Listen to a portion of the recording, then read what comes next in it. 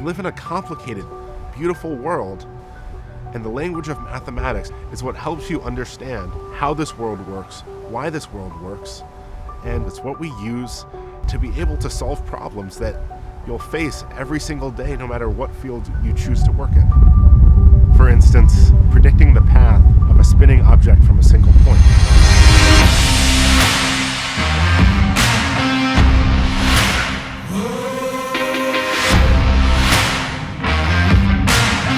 Like a football.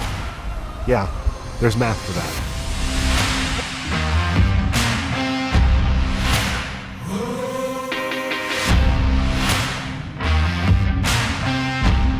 So mathematics, and in particular these two fundamental classes that we give here at MIT, are really the foundation of many other classes in this institute.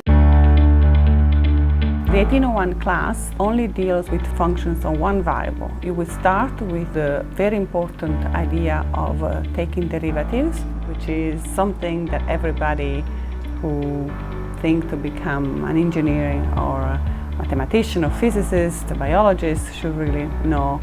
And then after that, you will move to integration.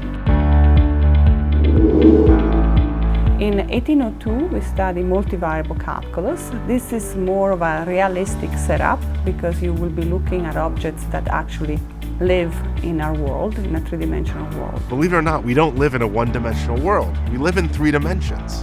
When you're looking at water flowing down a river, this is happening in 3 dimensions. And so in reality, when we use calculus often as engineers or physicists or whatever it may be, we're using calculus in a dimension higher than 1. No matter what field you're going to be in, whether you're a computer scientist or an economist, it's important to understand why the math works. Well, mathematics is really central to economics. Virtually everything that we do in economic analysis relies on some area of mathematics, whether it's calculus, linear algebra, or statistics.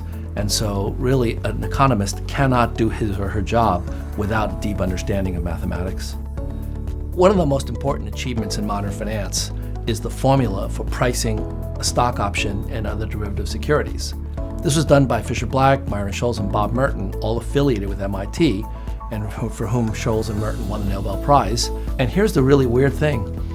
The pricing formula happens to be the solution of the heat equation. This is an equation that was developed centuries ago about how heat is conducted in a solid. And so this partial differential equation, the equation that explains heat conduction, it's the same equation that explains how an option is priced. To many people, machine learning is a kind of black box.